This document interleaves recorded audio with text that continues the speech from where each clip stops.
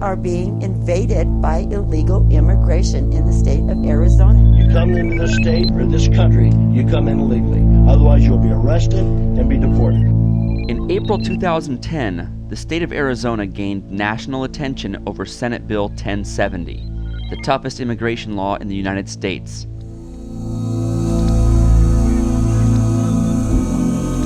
The recent efforts in Arizona, which threaten to undermine basic notions of fairness that we cherish as Americans. SB 1070 gives the power to Arizona's state and local law enforcement to stop and detain anyone suspicious of being an undocumented immigrant, and arrest them if they fail to provide U.S. ID documents. The law also cracks down on people sheltering, hiring, or transporting undocumented immigrants, often criminalizing family members and humanitarian workers in the process. SB 1070 has put Arizona at the center of national debate over identity and belonging. In August 2010, a delegation of 9 university students from around the country, equipped with a video camera and their curiosity, embarked upon a week-long visit to the border regions of Arizona. This is a document of their journey.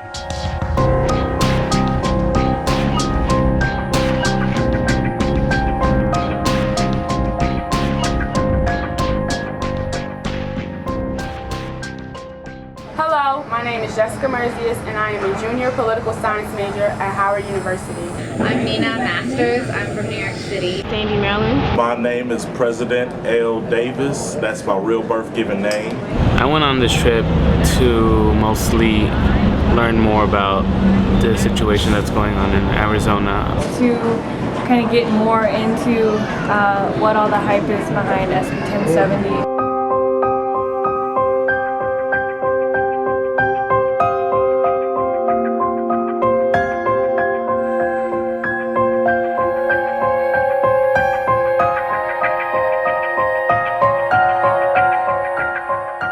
My name's Danielle. I'm a volunteer with It's a humanitarian aid organization in southern Arizona.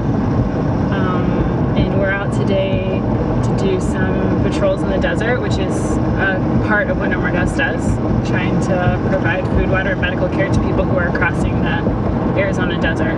July was the second deadliest month on record for migrant deaths. There are 59 recovered bodies in the Tucson sector. People have misinformation. They're told it takes 3 hours to walk to LA. I've seen like high heels, I've seen baby strollers. Oh gosh. So I don't have that much grip on my shoe. Is that gonna work for me? This is really the desert that people cross to get to America, and they have to take the offbeat path because they can't come through the port and see clothes out here. People removing clothes or losing clothes as they continue to cross. Man, this is right here in the middle of it.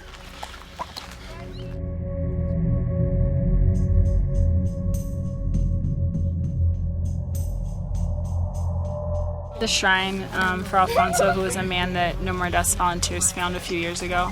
We like to have a space here to honor his memory. For all of us that do this work, I think it comes down to the impact that our policies have on real people.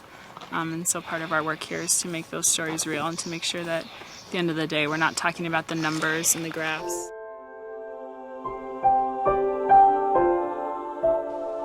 Since stricter border policies were implemented in the 90s, it is estimated that the remains of more than 5,000 men, women, and children have been recovered on the U.S.-Mexico border.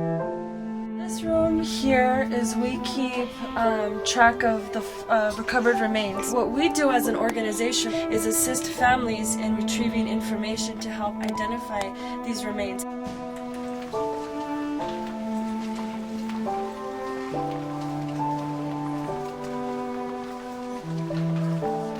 If you look at why they died, this is a chart for that.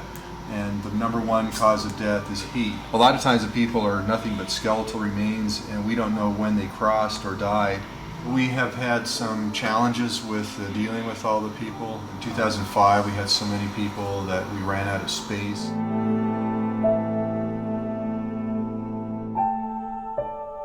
To me, it's just moves a lot of emotions inside of me. Just like makes me kind of really, really angry. It's been really surreal similarities in the stories of my family members and this anti-immigration movement. It stems deep, especially with me having undocumented, aka illegal immigrants in my family that I love to make fun of, and now really seeing how they got here.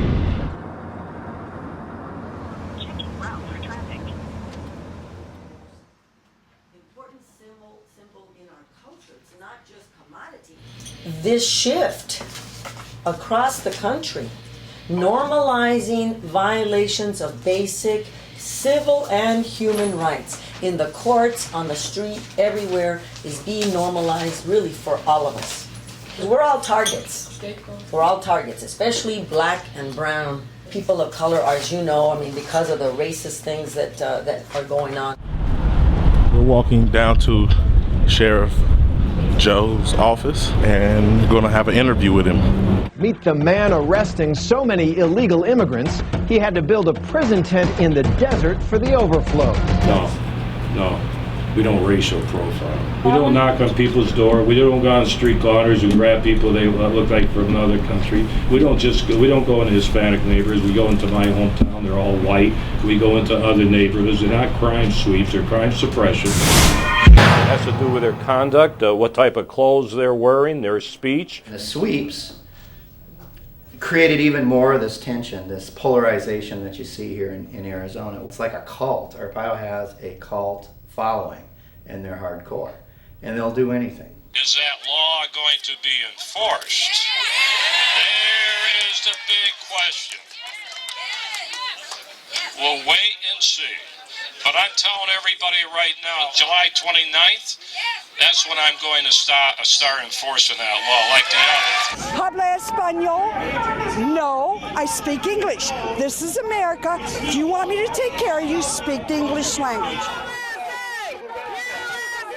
Sheriff Joe Arpaio is now under investigation by the U.S. Justice Department for civil rights violations. 1070 at the very top of it states that the intent of the law is attrition through enforcement.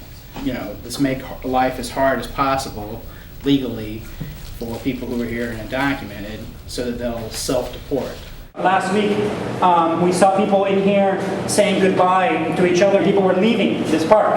A lot of people that were here 3 months ago are gone. People that came to these meetings are no longer living here because they left this state. So please... Repeal Coalition is an organization based in Phoenix whose aim is to repeal all laws that degrade and discriminate against undocumented individuals. The students spent an afternoon listening to the personal stories of several people who are fighting against SB 1070. Our family come from, they're undocumented. And we were crying. We were like, why? Why are they doing this to us? I'm from here, why can't they help out my family? It's like closing the door in their face, telling them, you can't, no matter how much you fight, you can't.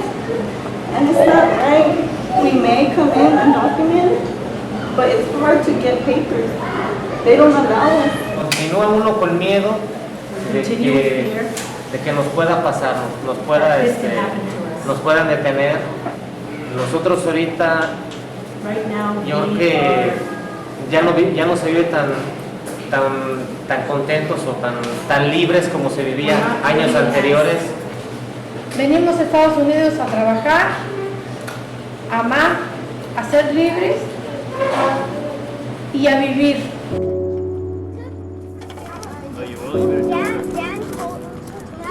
Say hi. El pelo es muy... If you consider it on like a life-to-life basis, it's really striking how many families are torn apart by this law. And with the kids, watching these kids play and run around, and the fact that they know if the cops come to tell mom and dad to go inside.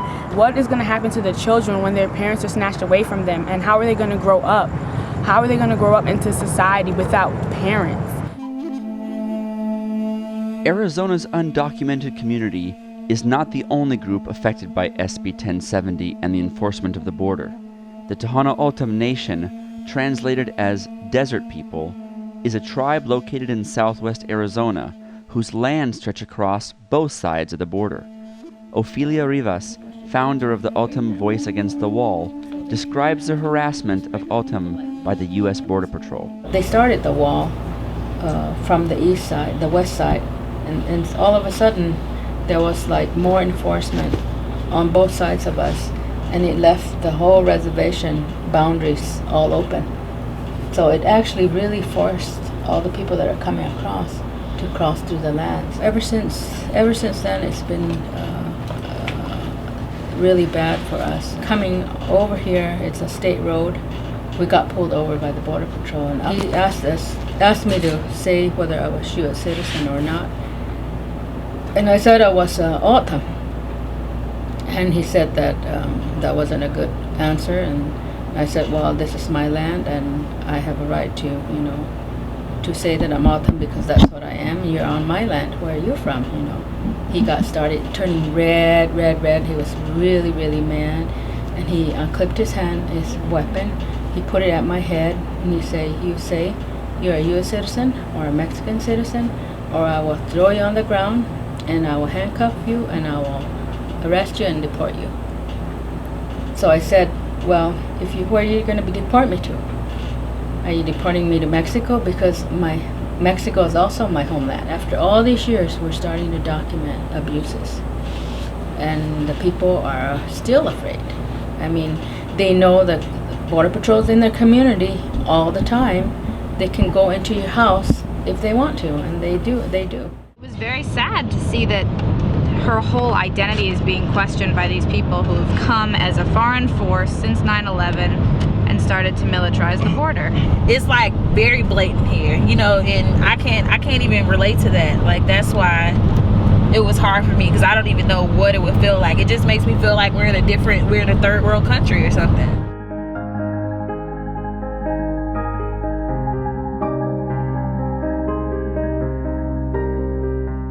But what has made Arizona's passage of SB1070 such a contention of national controversy? Partially the fact that it has become the template for similar bills being considered in more than half of the states around the country. The new president of the Arizona Senate, Russell Pierce, has worked to push several pieces of anti-immigrant legislation over the past decade. He received assistance from the Federation for American Immigration Reform in drafting the text for the 1070 legislation. FAIR is a part of the Tanton Network, a constellation of anti-immigrant organizations all founded or financed by John Tanton, whose immigration reduction efforts have been linked to white supremacist leaders.